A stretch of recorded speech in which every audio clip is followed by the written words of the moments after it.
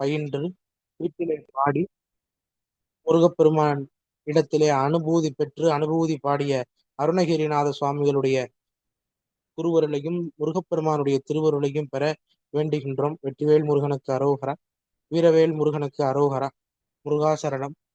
முருகப்பெருமான் மீது அருணகிரிநாத சுவாமிகள் பாடிய அற்புதமான நூல் இந்த கந்தர் அனுபூதி.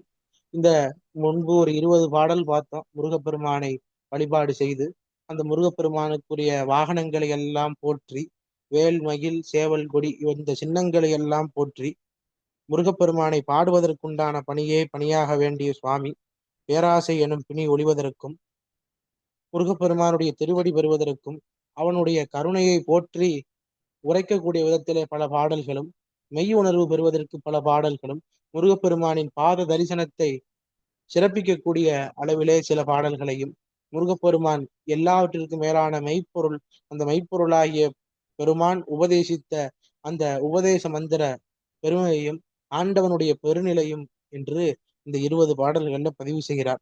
தொடர்ந்து முருகப்பெருமானுடைய திருவடி பெறுவதற்கான பாடல் இந்த 21வது பாடலிலே கந்தவேலினுடைய கருணையை பெற முருகவேல் முன்னின்று அருள் செய்வதற்காக ஓத வேண்டிய பாடல் இந்த 21வது பாடலிலே திருவடியை பெறுவதற்கு முருகப்பெருமான் அருள் செய்த விதத்தினை சொல்லுகின்றார். 21வது பாடல். முருகாசரணம். அம்மா தொடங்க. முருகாசரணம்.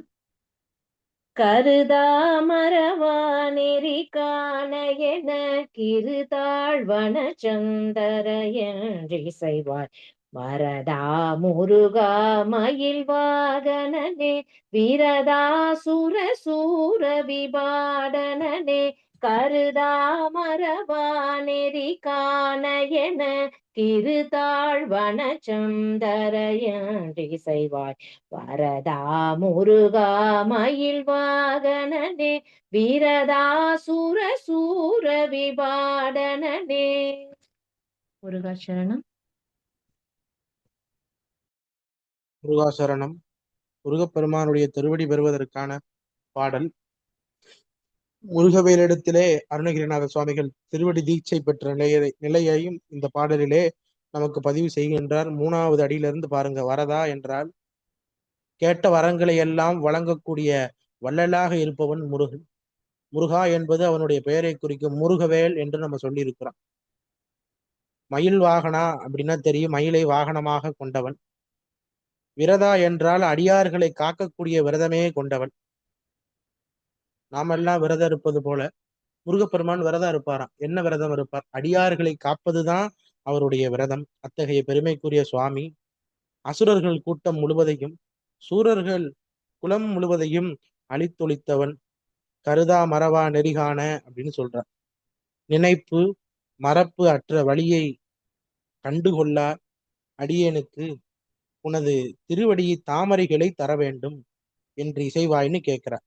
அதற்கு உன்னுடைய திருவருள் எப்பொழுது கூட்டும், நீ எப்பொழுது திருவருள் காட்டுவாய் என்று கேட்கிறார் அருணகிரிநாத சுவாமிகள். வள்ளலே, அழகனே, மயில் வாகன கடவுளே, அடியார்களுக்கு அருளுவதையே விரதமாக கொண்டவனே, அசுரர் கூட்டத்தையும் சூரபத்மன் முதலியவரை அடித்தொழித்த பெருமைக்குரியவனே, நினைப்பு மறப்பு என்ற 2 நிலைகளும் போய் மோன நிலையான முத்தி நிலை பெறுவதற்கு உன்னுடைய 2 திருவடிகளை நீ எனக்கு தந்தருள வேண்டும். ஆக அந்த தந்தருளக்கூடிய காலம் என்ன என்று கேட்கிறார். கேட்பவர்களுக்கெல்லாம் கேட்கக்கூடிய வரத்தினை, வேண்டக்கூடிய வரத்தினை தரக்கூடிய கருணை கடலான பரம கருணையே வடிவான இந்த கந்தசாமி கடவுள் ஆன்மாக்களுக்கு நினைப்பு மறப்பு, அதாவது இந்த உலகிலே இந்த உடலோடு இருக்கும் பொழுதுதான் நமக்கு நினைப்பும் மறப்பும் இருக்கும்.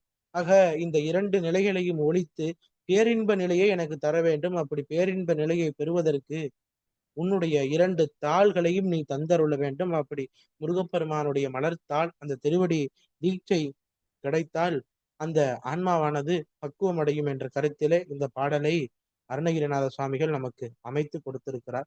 அதனை தொடர்ந்து தவம் செய்யக்கூடியவர்களினுடைய நிலையையும் தவத்தினால் பெறக்கூடிய பயனையும் அடுத்த பாடலிலே பதிவு பண்ணுகின்றார். 22வது பாடலிலே. முருகாசரணம். முருகாச்சரணம். காலை குமரேசன் என கருதி தாளை பணிய தவமெய்தியவா பாலை குழல் வள்ளி பதம் பணியும் வேளை சுரபூபதி மேருவையே காலை குமரேசன் என கருதி தாளை பணிய தவமேதியவா பாலை குழல் வள்ளி பதம் பணியும் வேளை சுரபூபதி மேருவையே. முருகாசரணம். முருகாசரணம். 22வது பாடல். அருணகிரிநாதர் என்ன தவம் செஞ்சாருன்னு தெரியல. அவர் இளமை பருவத்திலே இருக்கும் பொழுது அவர் உலைமாதர் மேல மையல் கொண்டு பின்னர் முருகப்பெருமானுடைய திருவருளால் நற்கதி அடைந்தார். அப்படி முருகப்பெருமானுடைய திருவருள் பெறுவதற்கு நான் என்ன தவம் செய்தேன் என்று தெரியவில்லை என்று இந்த பாடலிலே சொல்லுகின்றார். கமுகன் பாலை போன்று நீண்ட கூந்தலை உடைய கமுகு மரம் பார்த்திருப்பீங்க. அந்த கமுகு மரத்துல இருக்கக்கூடிய பாலை போன்று கூந்தலை உடைய வள்ளி, அந்த வள்ளியினுடைய பாதத்தை தொழுகின்ற, இங்க வேலைனா முருகப்பெருமானை குறிக்கும் முருகப்பெருமான். சுரபூபதி, சுரர் என்றால் தேவர்கள், பூபதி என்றால் அரசன், ஆக தேவர்களின் அரசன். கமுகின் பாலை போன்று நீண்ட கூந்தலை உடைய வள்ளி பிராட்டியின் பாதங்களை தொழுகின்ற முருகவேல் தேவர்களின் அரசன். மேருமலையை போன்ற பெருமையுடையவன். மலைகளிலே சிறப்பான மலை மேருமலை. அந்த மேருமலையை போன்ற பெருமையுடைய பெருமான் இந்த முருகவேல்.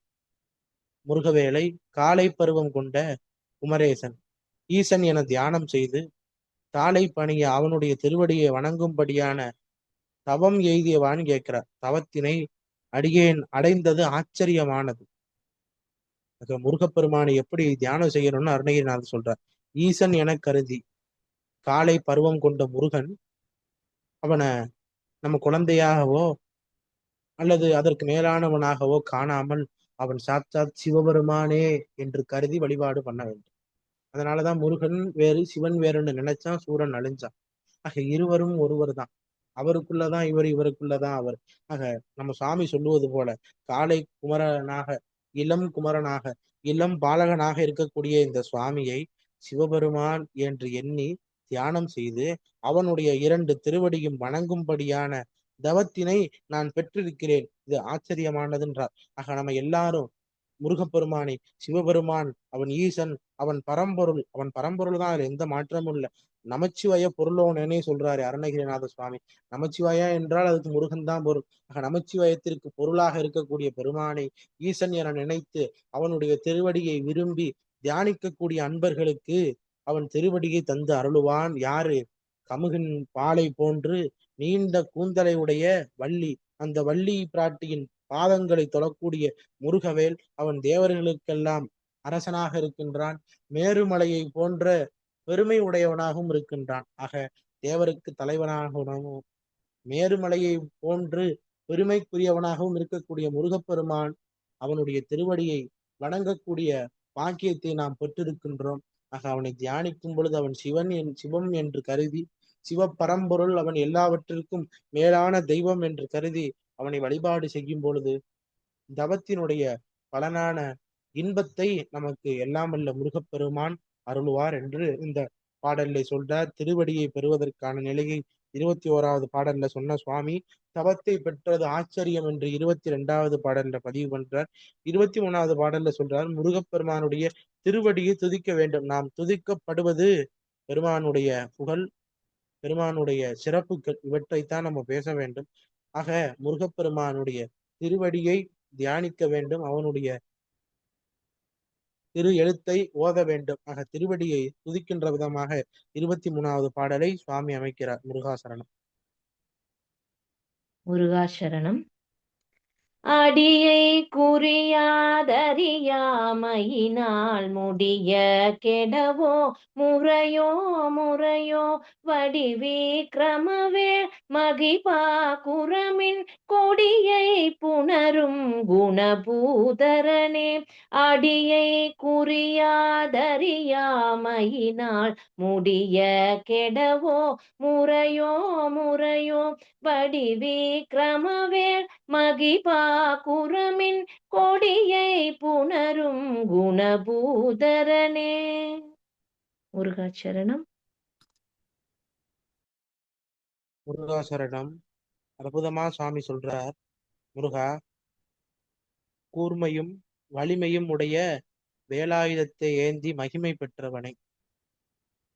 வடி விக்ரம வேல் மகிவா என்றது பொருள்.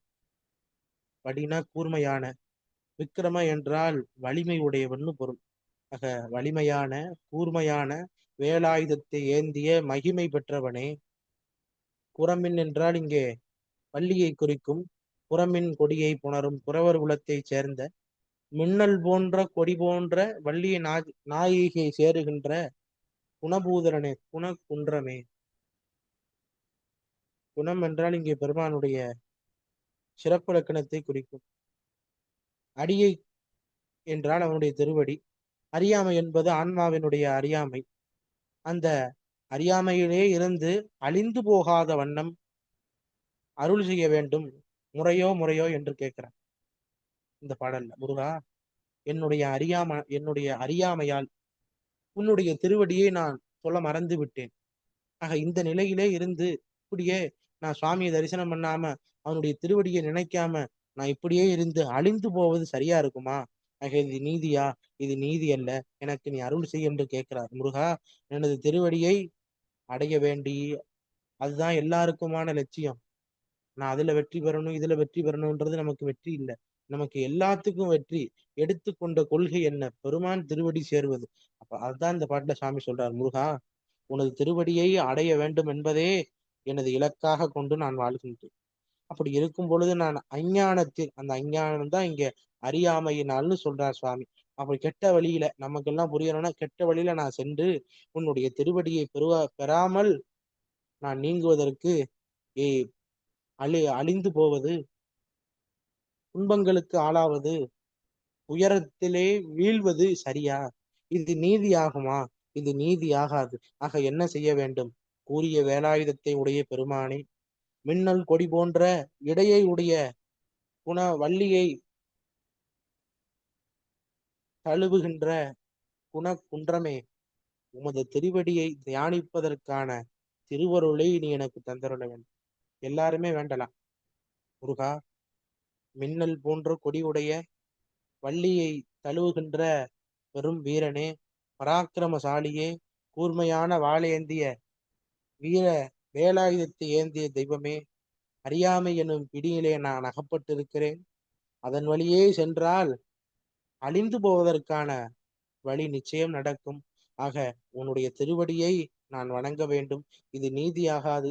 உன்னுடைய திருவடியை தியானிப்பதற்குண்டான திருவருளை நீ எனக்கு தந்தருள வேண்டும்னு கேட்கிறார். ஆக மனிதனாக இருந்தால் அவர்களுடைய வாழ்விலே ஒரு லட்சியம் ஒன்று இருக்க வேண்டும். லட்சியம் இல்லாமல், பயன் இல்லாமல் வாழ்வது வாழ்க்கை அல்ல. ஆக ஒரு லட்சியத்தோடு வாழ வேண்டும்.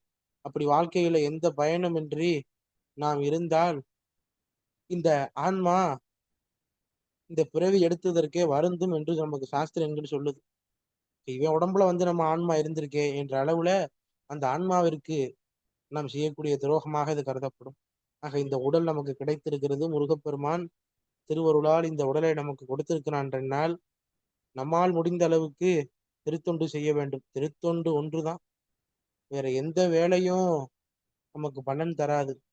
உலக வாழ்க்கைக்கு உதவும், ஆனா வீட்டு வாழ்க்கைக்கு அது உதவாது. இந்த உலக வாழ்க்கை நிலை இல்லைங்க. இந்த உலக வாழ்க்கை நிலைன்னா எவனுமே சாகாம இருந்திருக்கலாமே. ஏன் சாகுறான்? அவன் எடுத்து கொண்டு வந்த வினையை நீக்கிவிட்டு அவன் அடுத்த பிறவிக்கோ, அல்லது அவன் நன்மை செய்திருந்தால் அவனுடைய பெருமானுடைய திருவடிக்கோ, அல்ல இன்ப துன்பங்கள் சரிசமமாக செய்தால் அவன் சொர்க்க நரகத்திற்கோ செல்ல வேண்டும். ஆக இந்த உலகம் என்பது நிலையில்லாதது. நிலையில்லா இந்த உலகில் நிலையான பொருளான இறைவனை நாடுவதுதான் எல்லாத்துக்குமே முடிவாக சொல்லப்படுகிறது. ஆக எல்லாம் அல்ல முருகப்பெருமானுடைய திருவடியை தியானிக்க வேண்டும். அப்படி தியானிப்பதன் மூலமாக இந்த பாட்டுக்கு 2 பொருள் சொல்லலாம். அறியாமை நீங்கும். முருகா, அறியாமையை நீக்குவதற்கும் நீ அருள் செய்ய வேண்டும் அப்படின்னு 2 பொருள் சொல்லலாம். அறியாமையை நீக்கிட்டார். எல்லாரும் முருகப்பெருமானுடைய திருவடியை நினைச்சிட்டீங்க. அடுத்த பாட்டுல அருள் செய்யக்கூடிய நிலையை எடுத்து பேசுகிறார். முருகாசரணம் 24வது பாடல். முருகாசரணம். கூர்வேல் விழி மங்கையர் கொங்கையிலே சேர்வேன் அருள் சேரவும் எண்ணுமதோ சூர்வேரோடு குன்று தொலைத்த நெடும் போர்வேல புரந்தர பூபதியே கூர்வேல் விழி மங்கையர் கொங்கையிலே சேர்வேன் அருள் சேரவும் எண்ணுமதோ சூர்வேரோடு குன்று தொலைத்த நெடும் போர்வேல புரந்தர பூபதியே. முருகாசரணம். முருகாசரணம்.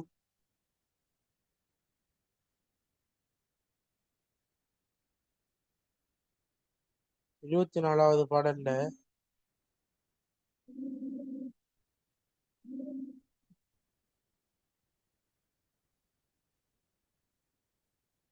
முருகாசரணம் 1 நிமிடம்.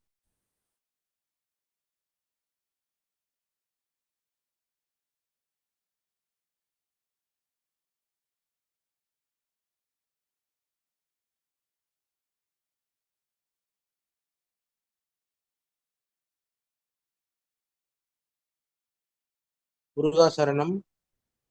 முருகப்பெருமானிடத்திலே திருவருள் கூட்ட விலை மாதர்கள் மேல் கொண்டுள்ள மோகம் கெட இந்த பாடலை சுவாமி சொல்றார். சூரபத்மனுடைய குலம் முழுவதையும்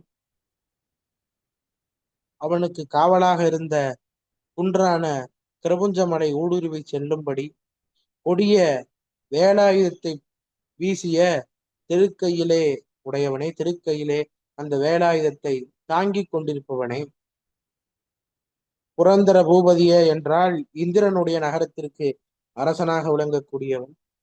கூர்வேல் விழி என்றால் கூரிய வேல் போன்ற கண்களை உடைய மங்கையர் கொங்கையிலே மாதர்களுடைய கனபாரங்களை சேர விருப்பம் கொண்ட அடியே, உனது திருவருள் பேற்றை நீ திருவருள் செய்யக்கூடிய விதத்தினை நான் நினைக்காமல் இருந்து விட்டேன். சூரர் குலம் முழுவதையும் அளித்தவனே, அவனுக்கு காவலாக இருந்த கிரவுஞ்ச மலையையும் ஊடுருவி செல்லும்படியான வெற்றி வேலாயுதத்தை திருக்கையில் தாங்கிக் கொண்டிருக்கக்கூடிய இந்திரலோகத்துக்கு அரசனே என்று இந்த பாடல்ல சுவாமி பதிவு பண்றார். எனது ஆண்டவா, நினது திருவருளில் கலக்க வேண்டும், உன்னுடைய திருவருள் பெற வேண்டும் என்ற ஆசையை என்னுடைய மனதிலே நினைப்பதற்கு எனக்கு தகுதி இல்லை.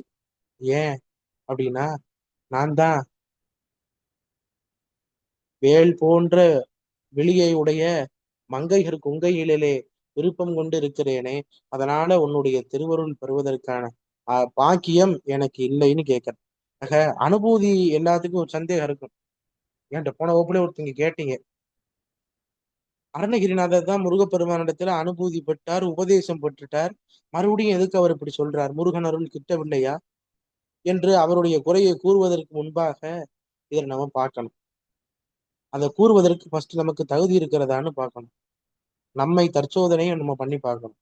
அனுபூதி அடைந்த பின் பாடிய பாட்டா இது இல்ல. நம் குறைகளை எல்லாம் தாமாக ஏற்றுக்கொண்டு நெஞ்சம் அழுங்கி முருகவேலிடத்திலே கருணைக்காக வேண்டுகின்றார் அருணை முனிவர். மங்கையரின் வேல்விழி மயக்கத்தை மாற்றுவதற்கு முருகப்பெருமானுடைய வேலை தியானிக்க வேண்டும். முழு மாயா சொரூபமான கிரவுஞ்சகிரியை கிழித்த அழித்தொழித்த அந்த வேல் நமது செகமாயையும் பொடி பொடியாக அழித்து விடும். எல்லா மயக்கங்களிலும் கொடிய மயக்கம் ஆதர மயக்கம். அந்த மாதர்கள் மேல கொண்ட மயக்கம் தீர்வதற்காக, அந்த காம எண்ணங்களிலிருந்து ஆன்மா விடுவதற்காக இறைவனுடைய திருவருளே பக்கத்துணையாக நிற்கும். அப்படி பக்கத்துணையாக நின்று அருள் செய்யும் என்பதை பெரியவர்கள் பல பாடல்களிலே நமக்கு எடுத்து உதவி இருக்கிறார்கள். வேலாயுதத்தை ஏந்திய வேலவரே, மாதர்பால் நான் கொண்ட மயலை அகற்றி உன்னுடைய திருவருளை சேர வேண்டும் என்ற எண்ணத்தை நான் நாட வேண்டும், அதற்கு நீ அருள் செய்ய வேண்டும்னு கேட்கிறார். முருகப்பெருமானுடைய திருவருள் பெற, முருகப்பெருமானுடைய திருவடி பெற, மாதர் மேல் கொண்ட மயக்கங்கள் நீங்குவதற்காக இந்த பாடலை பாட வேண்டும் என்று நமக்கு பெரியவர்கள் சொல்றார்கள். நல்லா புரிஞ்சுக்கிறோன்னா, அருணகிரிநாத சுவாமி மாதர்களுடைய கொங்கையின் மேல விருப்பம் கொண்டேன்னு சொல்றார். அதெல்லாம் இங்க யாருக்காக? நமக்காக. அவருக்காக அல்ல. நம்முடைய குறைகள் எல்லாம், நமக்கு இருக்கக்கூடிய இந்த காம, குரோத, லோப எண்ணங்களை எல்லாம் சுவாமி தனதாக மாற்றிக்கொண்டு நெஞ்சம் அழுங்கி, நெஞ்சம் வெதும்பி கருணையோடு முருகப்பெருமானிடத்தில் விண்ணப்பமாக இதனை எல்லாம் வைத்து கேட்கிறார்.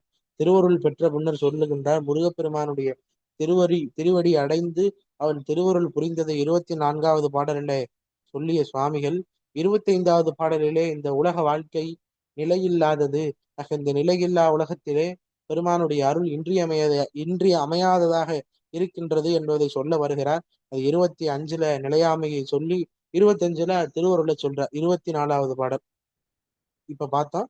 25ல வாழ்வினுடைய நிலையாமையை சொல்றார். 25வது பாடல் பாடுங்கம்மா. முருகாச்சரணம். மெய்யே என வெவ்வினை வாழ்வையுகண்டையோ அடியேன் அலைய தகுமோ கையோ அயிலோ கழலோ முழுதும் செய்யோய் மயிலேறிய சேவகனே. மெய்யே என வெவ்வினை வாழ்வையுகண்டையோ அடியேன் அலைய தகுமோ கையோ அயிலோ கழலோ முழுதும் செய்யோய் மயிலேறிய சேவகனே. முருகாசரணம். முருகாசரணம். இந்த கந்தர் அனுபூதியில ஒரு பாடலுக்கும் மற்ற ஒரு பாடலுக்கும் தொடர்பு இருக்கு. அந்த தொடர்புல வச்சுதான் சொல்றேன். 25வது பாட்டுல இது இந்த செய்தி சொல்ற, 26வது பாட்டுல இந்த செய்தி சொல்றாருன்னு. இதெல்லாம் நம்ம ஒரு முறை படிச்சு பார்த்துட்டு மறுபடியும் இந்த நூலை பார்க்கும்போது நமக்கு எல்லாம் புரியும். ஒரு பாட்டுல இருந்து அடுத்த பாடலுக்கு உள்ள தொடர்புகளை நம்ம தெரிஞ்சு கொள்ளலாம்.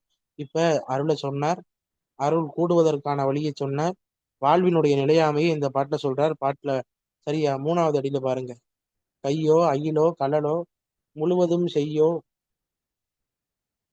திருக்கரங்கள் மட்டுமா, கையில் விளங்கக்கூடிய வேலாயுதம் மட்டுமா, உன்னுடைய திருவடி மட்டுமா, முழுவதும் முழுதும் என்றால் இங்கே முழுவதும் செம்மை நிறம் கொண்ட சுவாமியார்னா முருகப்பெருமான். திருமேனி முழுவதும் செம்ம நிறம் கொண்டவனே, மயில் வாகனத்தில் ஏறிய மாவீரனே. சேவகன்னா இங்க மாவீரனே அப்படின்னு பதில் சொல்ற. வெவ்வினை வாழ்வை, இந்த வாழ்க்கை வெவ்வினைகளால் சூழப்பட்டது. அந்த வெவ்வினையை நீரி செயல் வேண்டும் என்றே நேர்ந்துன்னு கேட்கிறேன். யாரு? பழனியில மாம்பழ கவிச்சுங்கன்னு கேட்கிறேன். மாதா பிதா குரு தெய்வம் இங்கு எனக்கு எல்லாம் என விளக்கல் நீதி என்றார். ஆதாரம் வேறு உணர்கிறேன் பழனி வித்தகா, வெவ்வினையை நீதி செய்ய வேண்டும் இன்றே நேர்ந்து. இந்த வெவ்வினை என்பதுதான் கொடிய வினை. இந்த கொடிய வினை காரணமாகத்தான் எல்லா ஆன்மாக்களும் துன்பம் அனுபவிக்குது. சொல்லனா துன்பம், சொல்லனா துயரம், பல நோய்கள். நோய் முதல் நாடின்றது சொன்னது போல பல நோய்கள் ஒன்ன தொட்டு ஒண்ணு. மருத்துவமனைக்கு ஒரு சின்ன செக்கப்புக்காக போயிருப்போம், டாக்டர் பெரிய குண்டா தூக்கி போடுவார். அதனை எல்லாம் நினைத்து கொண்டு மனம் தளரக்கூடாது. இந்த நோய்கள் எல்லாம் வருவதற்கு காரணம் நம்ம செய்த வினைகள். இந்த கொடிய வினையால் ஆன வாழ்க்கை இந்த உலக வாழ்க்கை. துன்பம் உண்டு, இன்பம் உண்டு, சுக துக்கங்கள் எல்லாம் உண்டு. இது எப்படிப்பட்ட வாழ்க்கை? இது நல்ல வாழ்க்கை இல்லை, இது கொடிய வாழ்க்கை. அதுதான் சுவாமி சொல்றாரு, இது வெவ்வினை போன்ற கொடிய வாழ்க்கை. இந்த வாழ்க்கையில இருக்கின்றோம். மெய்யான வாழ்க்கை எதுன்னா உன்னோடு இருக்கக்கூடிய வாழ்க்கை தான் மெய்யான வாழ்க்கை. கொடிய தீவினையால் வந்த வாழ்க்கை இது நிலையானது என்று மகிழ்ந்து இந்த உலகிலே பலர் இருக்கின்றார்கள். ஐயோ அந்தோ அடியேன் அலையத்தகமோ சாமி, இதுல நான் மாட்டிக்கிட்டேன், இதுல மாட்டிக்கொண்டு நான் உழல்கின்றேன், இது நீதியா என்று கேட்கிறேன். திருக்கரங்கள் வேல் திருவடிகள் என முழுதும் சிவந்தவன் முருகப்பெருமான். சிகப்புங்க. இவர் எப்படி இருப்பார் தெரியுமா? செந்தழல் புலம்பண்ண மேனி. மாணிக்கவாசர் சொல்றார், செந்தாமரை காடனைய மேனி. சிவபெருமான நிறைய போட்டோவில் ப்ளூ கலர்ல காட்டுவான், அதை நம்ம பார்த்தாலே எரிச்சலா இருக்கு. அவர் சிகப்பா இருப்பாருங்க. மாணிக்கவாசர் சொல்றாரு, செந்தழல் புலம்பண்ண மேனி. செந்தாமரை பூ பார்த்திருக்கீங்களா? யாரும் பார்த்திருக்க மாட்டீங்க. அது போல இருப்பாராம். செந்தாமரை காடனைய மேனி. சிவபெருமானுடைய கழுத்து மட்டும்தான் நீலகண்டம். அப்ப அப்பா எப்படி இருப்பாரோ புல்லு அதே போலதான் இருக்கும். அம்பிகை கருப்பு, எங்க அம்மா மதுரை மீனாட்சி பச்சை. விநாயக பெருமான் நீல கலர், நெஞ்சில் குடிகொண்ட நீலமேனியும். ஔவையார் சொல்றார் விநாயகர் அகவல்ல. இப்படி சுவாமியினுடைய வடிவம் எப்படி? அவர் செம்மான் அப்படின்னு சொல்றாரு. செம்மான் சிவந்த நிறமுடையவன். அந்த முருகப்பெருமான் மயில் ஏறிய வாகன கடவுள் அந்த மாவீரனிடத்திலே கேட்கிறார், முருகா, கொடிய தீவினையான இந்த உலக வாழ்க்கை, இதுல நான் மாட்டிக்கொண்டேன் சாமி. இது நிலையானது இல்ல. நிலையானதுன்னு நினைச்சு பலர் இந்த உலகத்துல மகிழ்ந்து கொண்டிருக்கான். அவன் எல்லாம் ஒரு நாள் அழியுவான். ஐயோ அந்தோ அப்படின்றார். ஐயோ அப்படின்றார். ஐயோ மாட்டிக்கின்றான்களே. ஆக இதுல நானும் மாட்டிக்கிட்டு உழல்றது, துன்பப்படுறது, கவலைப்படுறது, துக்கப்படுறது, இதெல்லாம் சரியா? இதெல்லாம் நீதியா?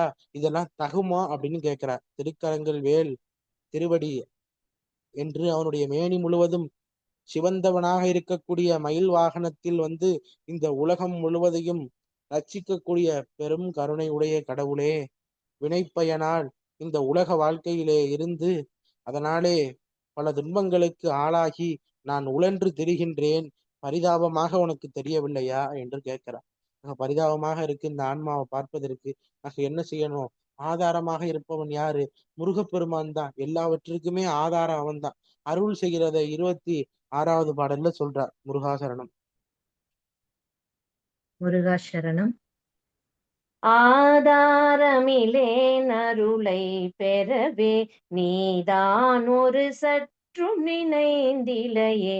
வேதாகம ஞான வினோதமனோ தீதாசுரலோக சிகாமணியே. ஆதாரமிலேன் அருளை பெறவே நீதான் ஒரு சற்றும் நினைந்திலையே. வேதாகம ஞான வினோதமனோ தீதாசுரலோக சிகாமணியே. முருகாசரணம். முருகாசரணம் அற்புதமான பாடல். ஆதாரம். நமக்கெல்லாம் ஆதாரம் என்ன? பற்றுகோடுன்னு வாங்க, ஒட்டிக்கு இருக்கிற இடம். நம்ம எல்லாம் இப்ப எதை ஒட்டி இருக்கோம்? உலக வாழ்க்கையை ஒட்டி இருக்கிறோம், உலகத்தோடு ஒட்டி இருக்கிறோம். ஆனா அருளாளர்களுக்கு யார் தெரியுமா ஆதாரம்? சுவாமி தான். இந்த பாட்டுல அருணகிரிநாத சுவாமி அப்படியே சொல்றார். ஆதாரம் இலேன் முருகா, உனது திருவடியை அன்றி வேறு எந்த பற்றுகோடும் இல்லாத அடியேன். சுந்தரமூர்த்தி சுவாமி அப்படியே பதிவு செய்யறாருங்க நாகப்பட்டினத்துல. எனக்கு ரொம்ப பிடிச்ச பதிகம் அது. இங்க அருணகிரிநாத சுவாமி சிங்கிள், அவர் ஒருத்தர் 2 பாடுறார். சுந்தரர் என்ன தெரியுமா சொல்றார்? அவருக்கு சுந்தரருக்கு 2 மனைவி, சங்கிலி பறவை. பறவை நாச்சியார், சங்கிலி நாச்சியார்.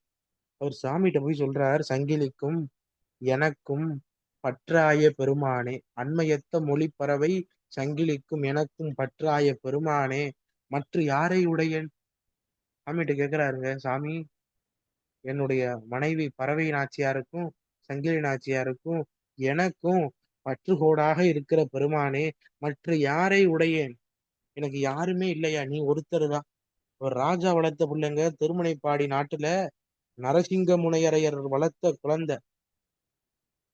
சிறு ஒல்லையாக இருக்கும் பொழுதே அவர் ரோட்ல தேர் உருட்டி விளையாண்டுருக்கார். குழந்தை அவ்வளவு அழகா இருக்கு. ராஜா எடுத்து கொண்டு போய் வளர்க்கிறார். அவரு வழி வழியாக சிவபெருமானுக்கு தொண்டு செய்யக்கூடிய ஆதி செய்வ மரபிலே வந்தவர்கள். அவர் சொல்றார், எனக்கு யாருமே இல்லை, நீந்தான். எனக்கும் அண்மையத்த மொழிப்பறவை சங்கிலிக்கும் எனக்கும் பற்றாய பெருமானே, மற்ற யாரை உடையன்? என்ன தெரியுமா கேட்கிறார் சிவபெருமான் இடத்துல? கஸ்தூரி கமல் சாந்தம் பணித்தருள வேண்டும், கரிவிரவு நெய் சோறு முப்போதும் வேண்டும், கடல் நாகை காரோணம் மேவி இருந்தீர் என்று அண்மையத்தால் அணிநாவல் ஆரூரன் சொன்ன அருந்தமிழ்கள் இவை வல்லார் அமருலகு ஆள்பவரே. நாகப்பட்டினத்துல சுந்தரமூர்த்தி சுவாமிகள் பாடின இந்த தேவாரத்தை பாடியக்கூடிய அன்பர்கள் அமரலோகத்தை ஆழ்வார்கள், தேவலோகத்தை ஆழ்வார்கள் என்று பதிக பயன்ல சொல்றார். ஆக எல்லாருக்கும் உற்ற துணையாக உறுதுணையாக இருப்பவன் பெருமான் தான்.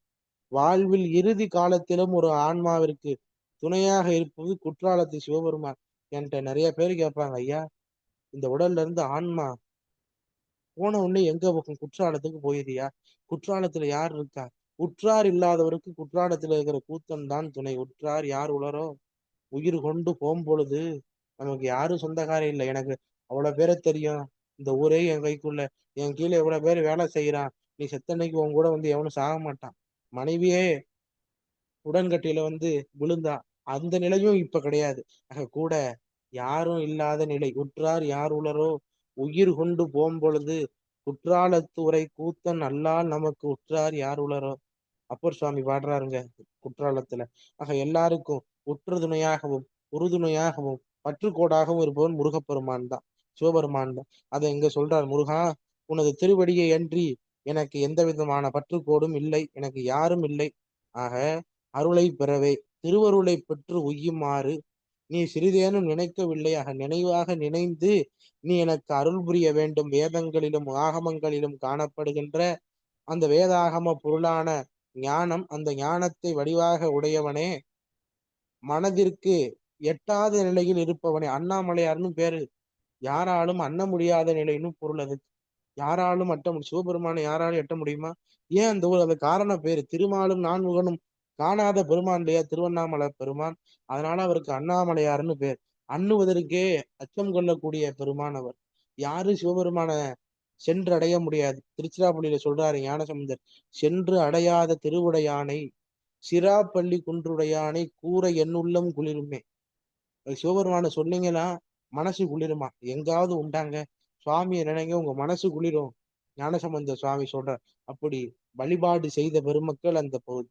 அதனாலதான் அங்க இருக்கக்கூடிய சுவாமிக்கு மாத்ரு பூதேஸ்வரர்னு பேர், தாயுமான சுவாமின்னு பேர். செட்டி பெண்ணுக்காக அவரே வந்து பிரசவம் பார்த்தார். இப்படி கருணை செய்யக்கூடிய கடவுள் சிவபெருமானுங்க. சிவபெருமானிடத்துல வந்தவர் எப்படி இருப்பார்?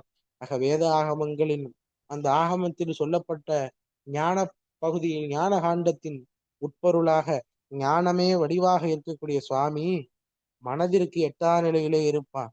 அவன் அடியார்களுடைய மனத்திலே இருப்பான். காஞ்சிபுரத்துல சொல்றாரு, வட்ட குப்ப தலைமையிலே வைக்கத்தக்க திருபாதா அப்படின்றாரு. என்னுடைய இதய கமலங்களிலே முருகா உன்னுடைய திருவடியை வை அப்படின்னு காஞ்சிபுர திருப்புகள்ல சொல்றார். ஆக வாக்கு மனம் இவற்றுக்கெல்லாம் எட்டாத பெருமான் அவ எங்க இருப்பான்? சுரலோக சிகாமணியாக இருப்பான். தேவலோகத்தில் மணிமுடியாக விளங்கும். தேவலோகமே அவன்தான். அவனாலதான் இந்திரனுக்கு இந்திர பதவியே கிடைச்சிச்சு. அவன் முன்னரே இந்திரனுடைய மணிமகுடங்களை எல்லாம் செண்டு கொண்டடித்தான், வேளால் எறிந்தான் என்றெல்லாம் பார்க்கலாம். ஆக தேவலோகத்துக்கு சிகாமணி அவன்தான், தேவலோக தலைவன் அவன்தான், சுரலோக பூபதியே அப்படின்றாரு. எல்லாவற்றிற்கும் மேலான பொருள், வாக்கு மனத்திற்கெல்லாம் எட்டாத பொருள். அந்த பொருள் வேதாகமங்களில் எல்லாம் காணப்படக்கூடிய ஞானம் வாய்ந்த ஞானத்தின் வடிவாக இருக்கக்கூடிய பொருள். அந்த ஞான வடிவான பொருளை, அந்த ஞான சொரூபமான பொருளை அன்றி வேறு யாரும் நமக்கு துணையாக இருக்க மாட்டார். ஆக ஞான பண்டித சுவாமியாகிய முருகவேளே, உன்னுடைய திருவடி அல்லாது வேற எந்த பற்றுகோடும் இல்லாத எனக்கு நீ திருவருளை தர வேண்டும். அந்த திருவருளை சிறிதேனும் எனக்கு நீ நினைந்து அருள் செய்ய வேண்டும்னு கேட்கிறார். பாடலினுடைய திரண்ட பொருள் வேதாகமங்களில் காணப்படும் உபதேச பொருள்களிலும் பொதிந்து இருக்கக்கூடிய முருகா, நீ அடியார்களோடு திருவிளையாடல் பல புரிவாய், தேவலோகத்தில் சிகாரத்தினமாக விளங்குகின்றாய். உன்னுடைய அருளை பெறுவதற்கு எனக்கு எந்தவித வழியும் இல்லை. அடிப்படை கொள்கை பலன் எனக்கு எதுவும் தோன்றவில்லை. என்னுடைய நிராதார நிலையும் பார்த்து இறங்காமல் நீ சும்மா இருப்பது நியாயமல்ல. விரைவாக வந்து நீ எனக்கு அருள் செய்ய வேண்டும். நீ அருள் செய்யாவிட்டால் இந்த ஆன்மா ஓய்வு பெறாது என்று கேட்கிறார். காக்க கடவிய நீ காவாதிருக்கால் யாவருக்கும் பரமா. நக்கீரர் சொல்றார் திருமுருகாற்றுப்படையில். முருகாசரணம் 26வது பாடல்ல அருள் பெற்ற அடிகளார் 25வது பாடல்லே சொல்லிட்டார், இந்த வாழ்வு மாயையால் ஆனது, இது மாயையால் ஆனது, மாயையால் ஆனது என்று 27வது பாடல்ல சொல்றார் முருகாசரணம். முருகாசரணம். மின்னே நிகர் வாழ்வை விரும்பிய யான் என்னே விதியின் பயனிங்கிதுவோ பொன்னே மணியே பொருளே அருளே மண்ணே மயிலேறிய வானவனே மின்னே நிகர் வாழ்வை விரும்பிய யான் என்னே விதியின் பயனிங்கிதுவோ பொன்னே மணியே பொருளே அருளே மண்ணே மயிலேறிய வானவனே. முருகாசரணம். முருகாசரணம். முருகப்பெருமான்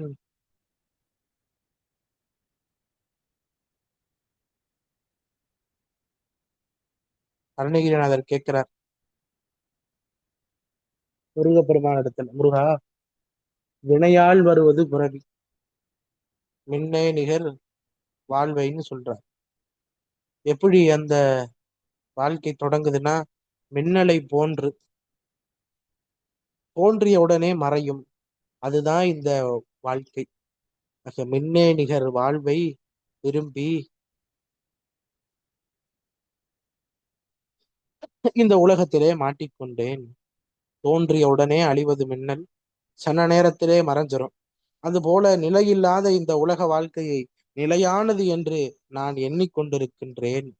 என்னே, இந்த நிலையை நான் என்னவென்று கூறுவேன்? இங்கு விதியின் பயன் இதுவாக அமைந்து விட்டது. இந்த உலகில் என்னுடைய தலை விதிப்பயன் இதுவாக மாறிவிட்டதே. பொன்னை போன்றவனே, நவரத்தினம் போல் ஒளியை வீசுபவனே, பொருளே என்றா இங்க பேரின்பம்னு பொருளுங்க. பேரின்ப பொருளே, அருளே, பேரருள் தன்மை உடைய தலைவனேன். மன்னன்னா தலைவன். பொன்னை போன்றவனே, நவரத்தினம் போல் ஒளியை வீசுபவனே, பேரின்ப பொருளே, பேரருளாளனே, என் தலைவனே, மயிலை வாகனமாக உடைய எல்லாவற்றிற்கும் மேலானவனே, வானவனே, மேலானவனே, மின்னலை போன்று தோன்றிய மாத்திரத்திலே அழியக்கூடிய நிலையில்லாத இந்த உலக வாழ்வை நிலையானது என்று எண்ணி நான் மாட்டிக்கொண்டேன். இந்த நிலையை நான் என்னவென்று கூறுவது? இந்த உலகில மாட்டிக்கொண்டேன், இது என்னுடைய தலை விதி பயனா என்று வருந்தி கேட்கிறார். ஆக யாவராலும் விரும்பப்படுகின்ற தங்கத்தை போன்றவனும், சுய பிரகாசம் பொருந்தியவனாகவும், நவரத்தின வடிவமானவனாகவும், இந்த உலக வாழ்விற்கு ஆதாரமான செழுமைமிக்க பொருளாகவும், அருள் செய்யக்கூடிய தன்மையிலே அவன் அருளே வடிவமானவனாகவும், சர்வலோகங்களுக்கு சக்கரவர்த்தியாகவும், மயிலேறிய வாகன கடவுளாகவும் இருக்கிறான். ஆக உனக்கு அடிமையாகி அடியேன் மின்னலை போன்று தோன்றி மறையும் இந்த உலக வாழ்க்கை ஆசையோடு கொண்டது தவறு சாமி என்று கேட்கிறோம். ஆக இந்த பிறப்பு நமக்கு வந்திருக்கிறது என்றால், இந்த பிறப்பினுடைய வேரை நம்ம எல்லாம் பார்த்து விட்டோம். இன்னைக்கு அனுபூதி வகுப்புல இருக்கிறவங்க எல்லாருமே இந்த பிறப்பினுடைய வேறு வினைன்னு தான் தெரிஞ்சுக்கிட்டீங்க.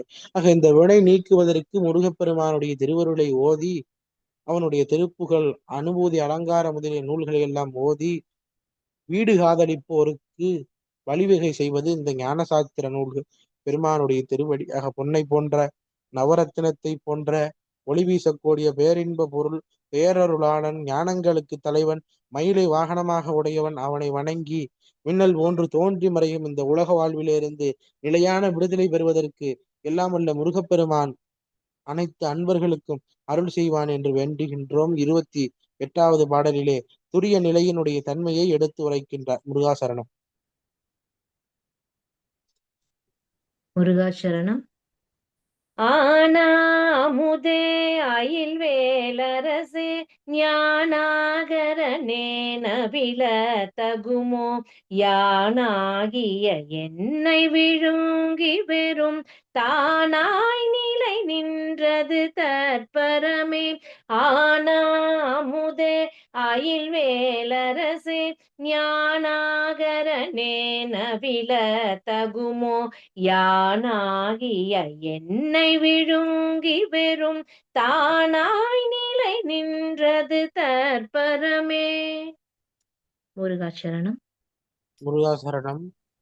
உலக வாழ்க்கை மாயையால் ஆனது, இதில் நான் மாட்டிக்கொண்டேன் என்ற கருத்தினை 27வது பாடலிலே சொன்ன சுவாமிகள் 28வது பாடலிலே துரிய நிலை, அதாவது அத்துவிதம் நீயும் நானுமாய் இருந்த நிலை. திருவிடைமருதூர் திருப்புகள் படிச்சவங்களுக்கு தெரியும். ஏகபோகமாய் நீயும் நானுமாய் அப்படின்னு சொல்லுவார். அந்த நீயும் நானுமாய் என்பதுதான் இங்கே துரிய நிலை, முத்தி நிலை, இறைவனோடு அத்துவிதமாக கூடிய நிலை. அந்த நிலையை தற்பர பொருளான முருகவேலிடத்திலே இந்த திருப்புகளை நமக்கு திருப்பாடலை நமக்கு சுவாமிகள் சொல்லுகின்றார். கெடுதலும் அழிவும் இல்லாத அமுதம் போன்றவனே, அயில்னா கூறிய வேலாயுதத்தை கையில் ஏந்திய மன்னவனே, ஞானத்திற்கெல்லாம் இருப்பிடமாக உடையவனே. ஆகரன் அப்படின்னா இங்க உடல் வடிவம்னு பொருள். ஞானசம்பந்தருக்கு தமிழாகரன்னு பேர். தமிழாகரன் தமிழை வடிவமாக உடையவர். முருகப்பெருமான் ஞானமே வடிவமாக உடையவர். நான் ஆகி என்னை விழுங்கி நான் எனும் ஆணவ முனைப்பில் அழிந்திருக்கக்கூடிய ஆன்மாவை, அந்த ஆன்மாவை சிவபோகத்துக்குள்ளே அடக்கி வெறும் தானேயாய், இங்க தானேயாய்னா இறைவன் பொருள், வேற ஒன்றும் இல்லாத எல்லாவற்றையும் எனதாக நிலைத்து நின்ற கற்பரமாக உன்னுடைய அனுபவத்திலே என்னையும் மூழ்க வைத்து அருள் செய்தாய். இது எத்தன்மையது, இது சொல்லத்தக்கதா, இது சொல்ல முடியாதது.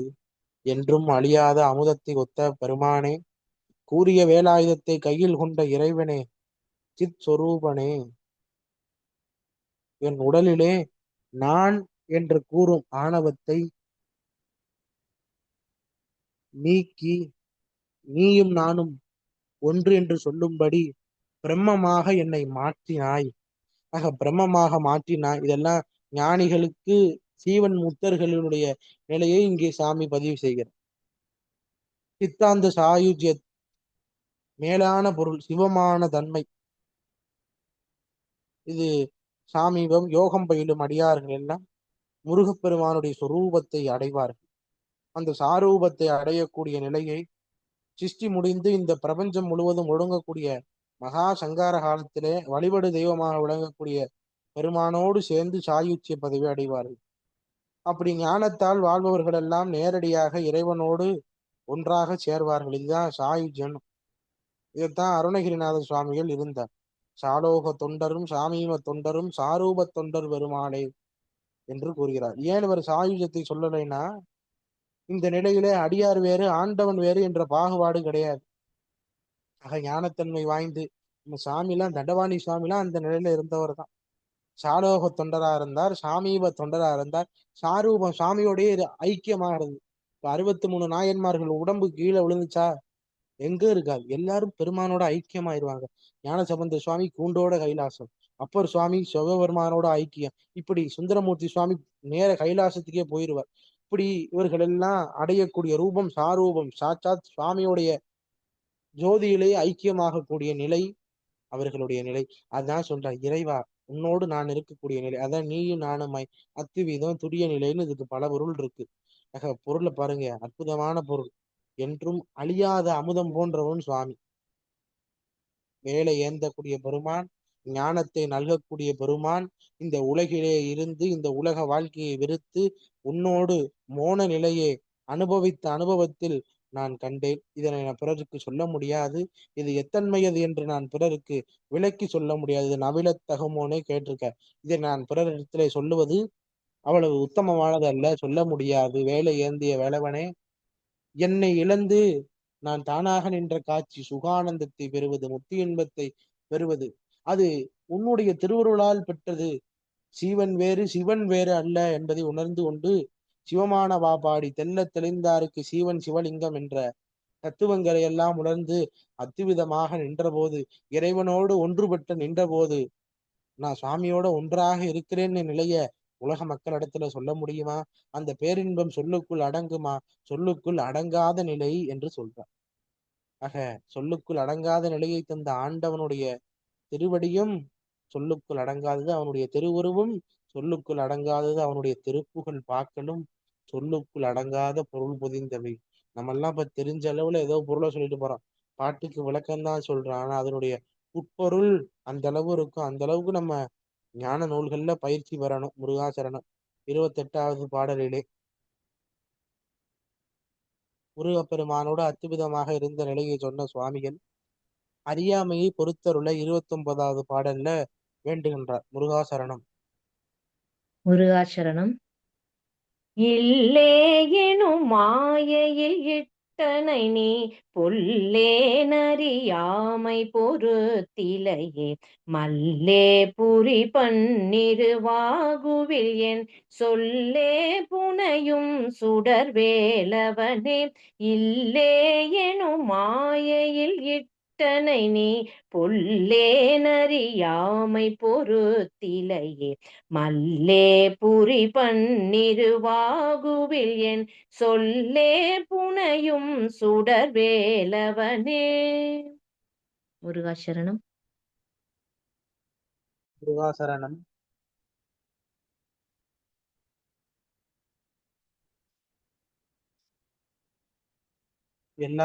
எல்லாருடைய அறிவும் நிரம்ப பெற்ற அறிவான கிடையாது. சகல நூல்களையும் கற்ற கல்விக்கு அதிபதியாக இருக்கக்கூடிய கலைமகளே நாடும் ஏறெடுத்து படிக்கின்றான். அவளே நாளும் ஏறெடுத்து படிக்கும் பொழுது நம்முடைய அறிவெல்லாம் அப்படி நிரம்ப அறிவானா கிடையாது. கற்றது கைமண் அளவு கல்லாது உலகளவு என்று அவை சொல்கின்றார். ஆக நம்முடைய அறிவெல்லாம் சிற்றறிவு. இந்த அறியாமையை பொறுத்தருள்வதற்கு ஆண்டவன் இங்கே அருள் செய்யக்கூடிய விதமாக இந்த பாடலை நமக்கு சுவாமி அமைத்திருக்கின்றார். இல்லே எனும் மாயையிலே,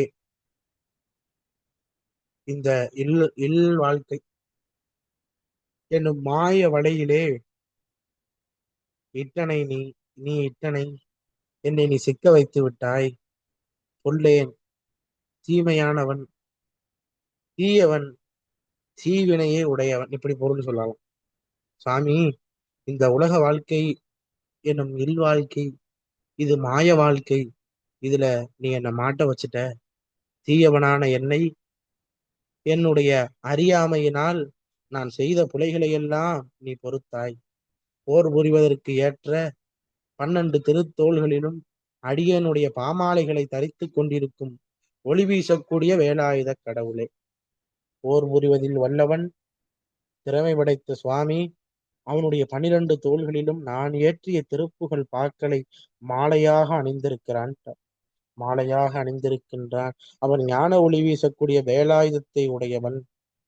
இல்லறம் என்பது பிரகிருதி மாயையாகவும் அந்த இல்லற வாழ்க்கையிலே அழுந்தும்படி என்னை செய்து விட்டான். இதுக்கெல்லாம் காரணம் என்ன? அறியாமையினால் நான் செய்த வினை. அந்த வினை பயன் இன்று என்னை இப்படி மாற்றி விட்டது. ஆக பொல்லாதவனாகிய நான் வினையிலே கட்டுண்டு உண்மையான சொரூபம் எது என்று அறியாமல் நான் இருக்கிறேன். ஆக அந்த விளைவின் காரணமாக எனக்கு இந்த நிலை வந்திருக்கிறது. இருப்பினும் சுவாமி, என்னுடைய அறியாமையை எல்லாம் நீ பொறுத்தருளி எனக்கு நற்கதி தந்தருள வேண்டும் என்று வைக்கிறார். அறியாமையின் காரணமாக ஒருவனுக்கு பிறப்பு வருகின்றது. அந்த பிறப்பிற்கு வந்த பிறகு அவன் தன்னுடைய பிறப்பின் ரகசியத்தை உணர்கின்றான். ஆக அதற்கு பொருளாக இருக்கக்கூடிய பெருமானிடத்திலே சென்று வேண்டுகின்றார்.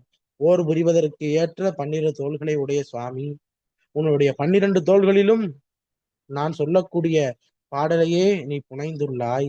ஒளி வீசக்கூடிய கதிர்வேலை உடைய சுவாமி பெருமானே, இந்த உலக வாழ்க்கையில நான் மாட்டிக்கொண்டேன். இதுல நீயே என்னை சிக்க வச்சுட்டா. என எல்லாத்துக்கும் கருத்தா அவர் தானே. வினையை ஊட்டுவன் சுவாமி தானே. சிலப்பதிகாரம் சொல்லு, ஊழ் வினை உறுத்து வந்து ஊட்டும். அந்த கருத்தே தப்பு. வேணா ஜடம் சடம் எப்படி தன்னால வந்து பற்றிக்கிறோமா? கிடையாது. எல்லாத்தையும் ஊட்டுறவன் சுவாமி. ஆக இந்த உலக வாழ்க்கையில என்னை சிக்க வைத்து விட்டா. எல்லாரையும் சுவாமி சிக்க வச்சுட்டார். சிக்க வச்சுட்டாருன்னா இதுல இருந்து விடுவிப்பார்ல. அந்த விடுவிக்கக்கூடிய நாடுன்னு ஒண்ணு இருக்கும்ல.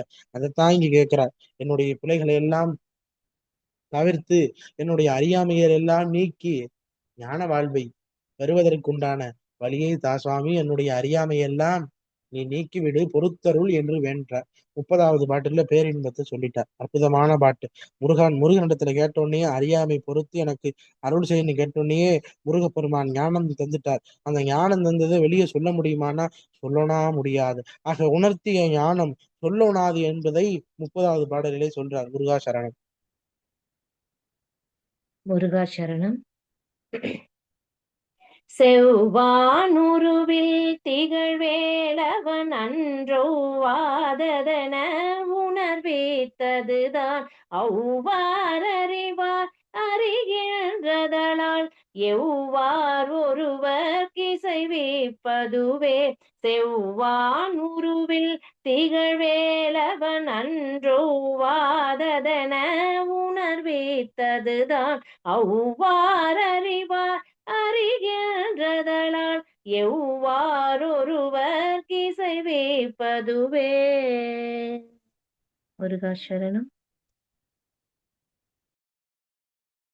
முருகாசரணம்.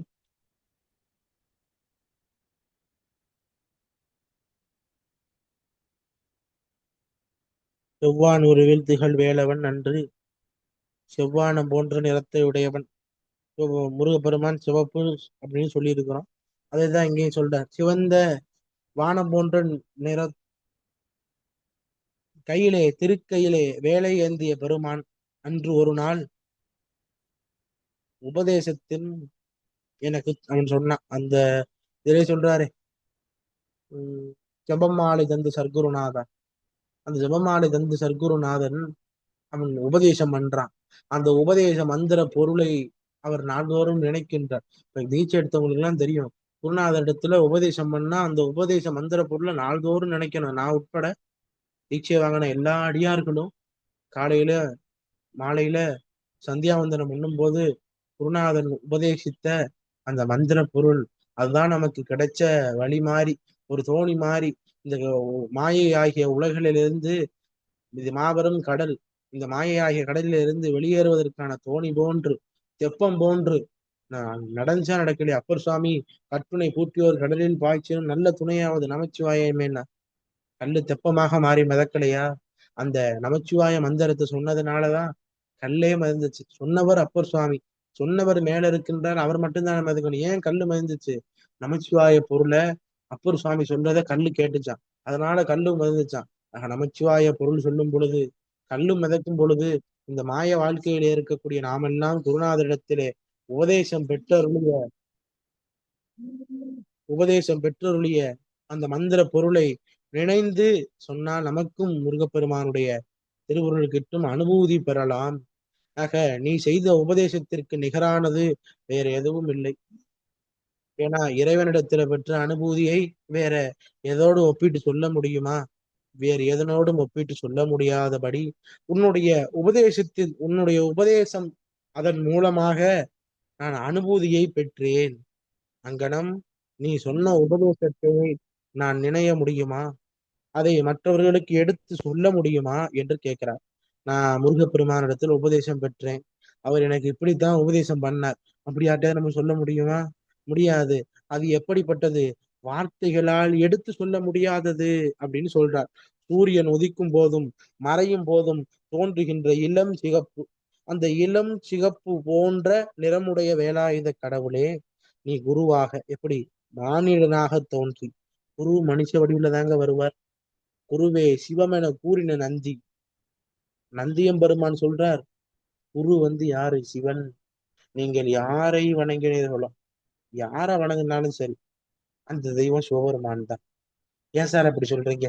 ஏன்னா எல்லாத்துக்கும் பொருளே அவன் தானே, எல்லாவற்றிற்கும் மேலான பொருள் அவன் தான். நீங்க யாரை வணங்கினாலும் அவனை வணங்கினா தான் சமம். அதனால நமக்கு எந்த பிரச்சனையும் இல்லை. யாதொரு தெய்வம் கண்டீர், எந்த தெய்வத்தை வேணாலும் பார்த்துக்க, அங்க யாரு வருவா? மாதொரு வாகனார் தான் தோன்றும். சிவஞான சித்தியார்னு சாத்திர நூல் சொல்லுது, சிவத்துக்கு மேல் தெய்வம் இல்லை, சித்திக்கு மேல் நூல் இல்லை, பாரில் விரித்த நூலெல்லாம் பார்த்தறியில் சித்தியில் ஒரு விருத்த பாதி போதும்னு சொல்லுவாங்க. ஞான சாத்திர நூல், சிவஞான சித்தியார்னு பேரு. அந்த நூல் சொல்லுது, யாதொரு தெய்வம் கண்டீர் அங்கே மாதொரு வாகனார் தான் தோன்றும். ஆக எல்லாவற்றிற்கும் மேலான பொருள் பெருமான். அத்தகைய பெருமான் எப்படி வருவார்? குரு வடிவாக வருவார். தம் முதல் குருவுமாய் தவத்தினில் உணர்த்த விட்டு அந்நியமின்மை அரண்களல் செழுமே. குருவாக வந்து உபதேசம் செய்த பிறகு அவன் நமக்கு அந்நியமில்லை, இந்த ஆன்மா அரண்களல் செல்லும், சிவபெருமானுடைய திருவடி செல்லும், இது நிச்சயம் என்று சொல்ல. ஆக குருவடிவாக வந்து என்னை ஆட்கொண்ட போது நான் கொண்டிருக்கக்கூடிய இந்த உலக வாழ்க்கையெல்லாம் பொய்யானது என்பதை எனக்கு அறியச் செய்து உலக நெறியான உண்மையை எனக்கு உணர்த்தி எனக்கு அருள் செய்த பெருமைக்குரிய சுவாமி.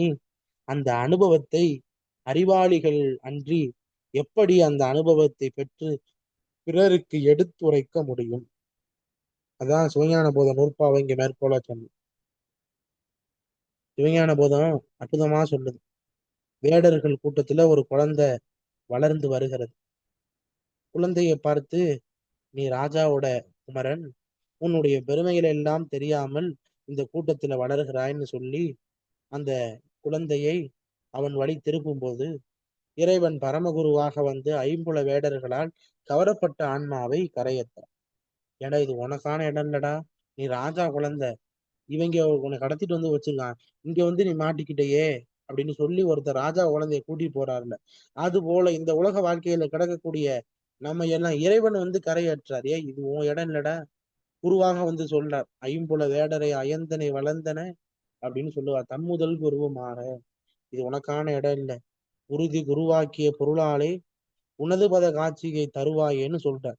ஆக உறுதி என்பது குரு வாக்கிலிருந்து வரக்கூடிய பொருளாலதான். ஆக குருவை தொழ வேண்டும். எல்லாவற்றிற்கும் மேலான பொருள் குரு. குருவருளின்றி திருவருள் இல்லை. விநாயகப் பெருமானை போற்றி துதித்து பூஜித்தாள் திருக்கோவலூரிலே ஔவையார். விநாயகப் பெருமான் அவருக்கு காட்சி தந்து அவருடைய உடம்பை உடம்போடு கைலாசத்துக்கு கொண்டு போனார் துதிக்கையாலே. பெரியானை கணபதினே பேரு. சீதக்கலப செந்தாமரை பூ பாதம் பாத சிலம்பும் பல இசை பாட பூ அப்படின்னு பாடிக்கிட்டே இருக்கா திருக்கோவிலூர்ல ஔவையார். அன்னைக்கு ஆடி மாசம் சுவாதி நட்சத்திரம். சிவபெருமான் சுந்தரருக்கு வெள்ளை யானையை கொடுத்து சுந்தரனை இங்கே அழைத்து வாழ்றார். இந்த இடத்துல அன்பர்கள் நல்லா கவனிக்கணும். குருவினுடைய மேன்மையை எடுத்துரைப்பதற்காக இங்க சொல்றேன். 18 வயது வெறுத்தேன் மனை வாழ்க்கை விட்டொழித்தேன் இல்வாழ்க்கைன்னு சுந்தரமூர்த்தி சுவாமிகள் சொல்றார். சரிப்பா நீ நம்ம இடத்துல வந்துருன்னு சிவபெருமானுடைய திருவருள். கைலாயத்திலிருந்து யானை வருது. மத்த யானை அருள் புரிந்தான் நொடித்தான் மலை உத்தமனேன்னு சொல்றார் சிவபெருமானார். தான் கடைசியில பண்ணப்பட்ட அஞ்சைக்களத்துல இருந்து போறார். கேரள தேசம் திருவஞ்சைக்களம். அங்க இருந்து சுவாமி கிளம்பும் போது சொல்றார், உலக வாழ்க்கையில விருப்பம் இல்ல சாமி, அதனால உன்னிடத்துல என்னை கூப்பிட்டுக்கன்னு கேட்கிறார். உடனே சரிப்பா வான்னு யானையை அனுப்புறார். அந்த யானை மேல ஏறி போறார். அவர் போய்கொண்டிருக்கும் போதே அவருடைய நண்பர் ராஜா சேரமான் பெருமாள் ஆதி அந்த உலாவாசு பாடியன்னு நம்ம சுவாமி சொல்றாரே, அந்த சேரமான் பெருமாள் பின்னால குதிரை வாகனத்துல குதிரை காதில நமச்சிவாய் என்ற பஞ்சாட்சரத்தை ஓத முன்னால யானை போகுது, பின்னால குதிரை போகுது.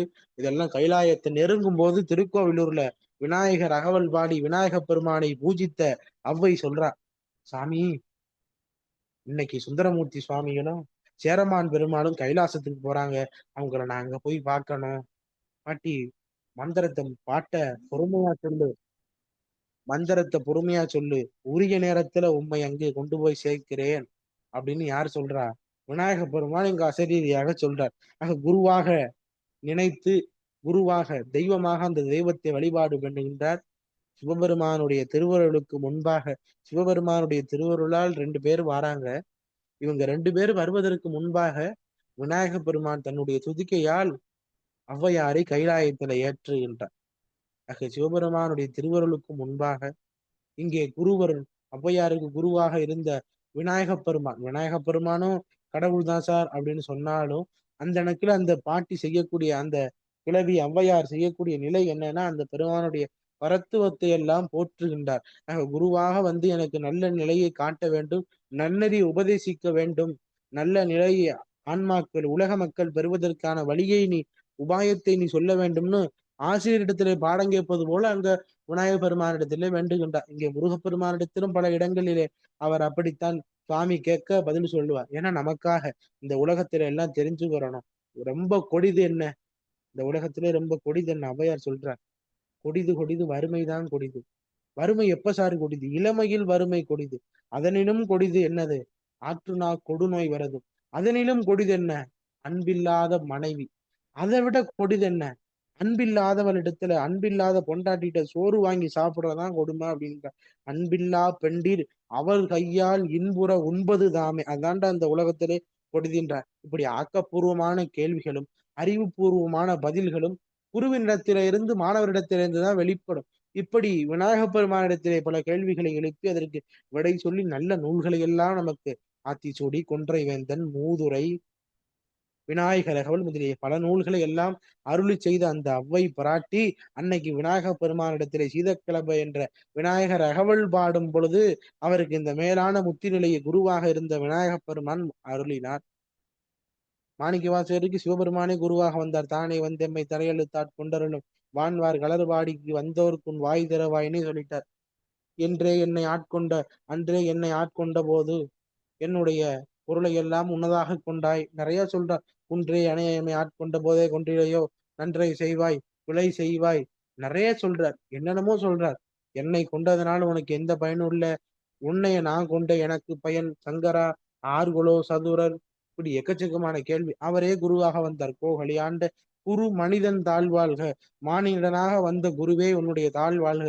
திருவாவடுதுறை எழுந்தருளி இருந்து என்னுடைய அஞ்ஞானம் எல்லாம் நீக்கிய பொருள்னு சொல்லிட்டாராக. குருவாக வந்து அருள் செய்யக்கூடியவன் சுவாமி.